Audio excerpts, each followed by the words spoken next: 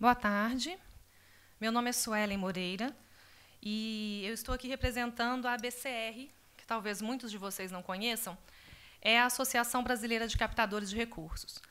E lá eu sou responsável por coordenar um grupo temático de cultura. Temos alguns representantes desse grupo aqui hoje, foi bom encontrá-los aqui. E a ABCR ela reúne captadores de diferentes setores, cultura é um deles. Hoje são 550 associados, 9 núcleos regionais ativos, isso significa núcleos que se reúnem, pelo menos mensalmente, em diferentes cidades. 2 grupos temáticos, boletim, site, tem o Festival ABCR de Captação de Recursos, que esse ano teve a 5ª edição, e tem também o Prêmio Brasileiro de Mobilização de Recursos. Então, quero convidá-los a todos a fazer parte desse grupo, a se associar, a fazer parte do grupo de cultura, porque eu tenho visto que muitos temas que hoje foram debatidos aqui têm sido debatidos por esse grupo. Tá? Se vocês quiserem entrar, o site é captação.org, e vocês podem me procurar depois para a gente falar sobre o grupo de cultura. E antes de vir falar aqui, nós tivemos uma reunião do grupo de cultura que acontece mensalmente na semana passada, e desde então, esses captadores da área cultural que fazem parte desse grupo, nós levantamos alguns pontos para essa mesa, que é problemas e soluções do Procultura, né? E eu gostaria de falar sobre alguns deles.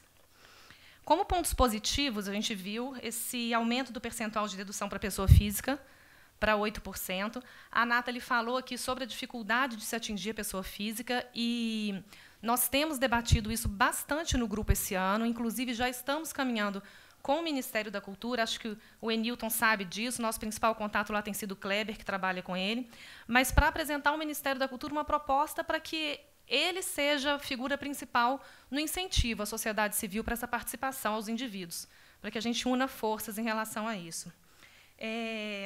Outra coisa positiva foi essa valorização dos produtores independentes e a possibilidade de 100% de dedução para todos os segmentos da cultura. E são alguns pontos que nós, os captadores da cultura nesse grupo, levantamos como positivos. Do outro lado, os pontos que a gente acha que ainda cabem em debate é a restrição da dedução integral ao atingimento dessa pontuação de 16 pontos. Não achamos que é uma coisa simples. Hoje foi muito importante a visão que foi trazida aqui, a fala do Sidney, do deputado, de que os projetos vão, é uma coisa positiva ter integrado mais com o social, com a educação, e de que os projetos vão, de alguma forma, se adaptar para atingir esses 16 pontos ou o máximo de pontos possíveis. Acho que foi uma visão otimista que foi trazida a gente, que é possível, mas acho que ainda falta... O Sidney falou pessoalmente ali comigo, não no palco, que fizeram mais de 500 simulações de projetos que poderiam atingir essa pontuação. Acho que cabe a nós testar isso, porque, se vier a ser assim, a gente já sabe que hoje já é difícil captar, né, mesmo com 100% de dedução. E é para isso que eu quero trazer a gente olhar esse problema de uma outra forma. E vou trazer para vocês alguns dados. O teto para despesas administrativas e de captação, isso é uma coisa que ainda traz dúvida, talvez o secretário possa responder depois, mas estabelece 15% de taxa administrativa, mais 10% de captação. Numa das versões da lei, de pouco tempo atrás, restringia um limite de 20%, e na última versão que nós temos, que está na comissão, fala que é um teto que vai ser levado a regulamento. A nossa preocupação enquanto captadores é o percentual de 10% hoje destinado a remunerar o captador, e seja ele trabalhando apenas com a remuneração variável, mas o captador que também está dentro da instituição, que tem seu salário pago e que consta dentro do projeto, ela vai ser reduzida, porque se é 15% de despesas administrativas, mais 10% restrito a 20%, um dos dois vai perder. Então, de qualquer forma, a instituição perde. Ou ela perde porque ela tem que reduzir o que ela pode ter de despesa dentro do projeto, ou ela perde porque ela não consegue remunerar o captador a contento. E esse é um ponto que tem que ser esclarecido. Um outro ponto é a impossibilidade de dedução para empresas de lucro presumido. Eu não tenho nem capacidade para entrar aqui falando disso. A gente sabe que é um problema, é algo que vem de restrição da própria Fazenda, da Receita, mas é um universo enorme de empresas que poderiam investir nas comunidades onde elas atuam, e é um ponto que nós temos que explorar, porque quanto é mais fácil você ter um projeto aprovado, incentivado, apoiado, que tem participação de uma empresa que atua naquela região. E aí a gente está falando, na maioria das vezes, de empresas de pequeno e médio porte. E a falta de corresponsabilidade do Estado é um ponto que nós queremos trazer na desconcentração dos recursos. Porque a pontuação deixa isso, tem os territórios prioritários, mas cabe, então, aos projetos serem atrativos o suficiente para trazer os investidores. E cabe à boa vontade do investidor para investir num projeto, num território que não é da sua atuação ou que não lhe interessa.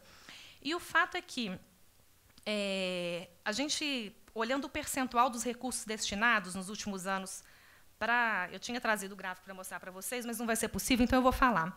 É o seguinte, nós temos de recursos destinados a projetos, a proponentes, 75% deles está concentrado na região sudeste, isso a gente já sabe. E aí cai para 4% no centro-oeste, 7% no nordeste, 1% no norte, 13% no sul. Projetos já aprovados. Isso não significa que o Ministério não tenha aprovado o projeto dessas regiões. O nível de aprovação, quando a gente mede, ele é muito igual. Eles não perdem nada. Porém, não tem havido proponentes suficientes, então, nessas regiões. Quando a gente passa para a quantidade de projetos de captação, aí, gente, ao invés de ter norte com 1%, centro-oeste com 4%, está todo mundo mais ou menos no mesmo barco. A gente tem 15% dos projetos aprovados captados no Nordeste, 19% dos projetos aprovados captados no Norte, 25% apenas no Sudeste, 21% no Sul. A gente está olhando para o problema certo? O problema é realmente que precisa incentivar que os projetos dessas regiões tenham investimento?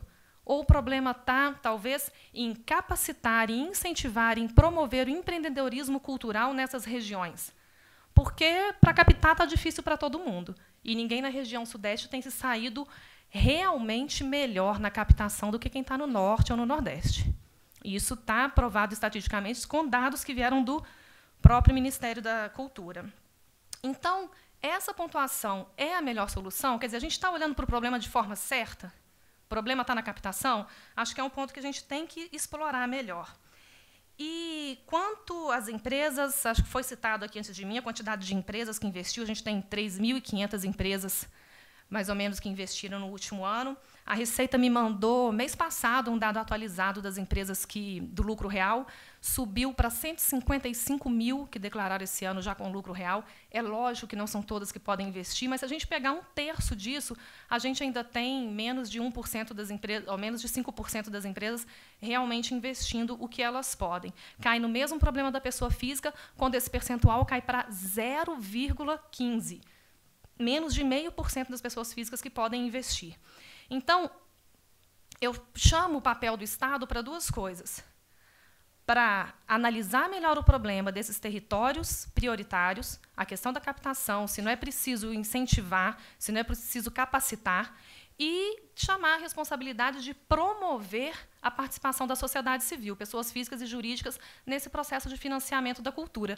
Porque a nós já tem sido muito difícil promover nossos próprios projetos. A gente tem tentado juntos, instituições como a BCR tentam isso, disseminar essa prática, mas precisamos do apoio do Estado nisso.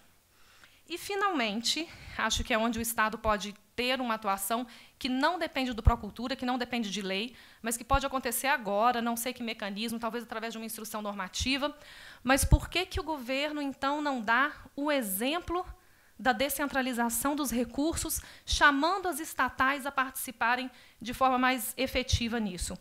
Hoje, gente, enquanto a concentração dos recursos no eixo Rio-São Paulo, quando se trata de Lei Rouanet, no ano passado, outros estados foi 29%. Aí nós temos, desculpa, ficou pequenininho, 42% em São Paulo, 25% no Rio. Quando a gente pega as principais estatais federais, BNDES, Petrobras Distribuidora, Banco do Brasil, Eletrobras, Correios, eles investiram 48% dos recursos no Rio de Janeiro. Então, por que não obrigar as estatais agora, independente de Procultura, a destinar parte dos seus recursos ou para o Fundo Nacional de Cultura, ou que seja descentralizar com base na população de cada estado?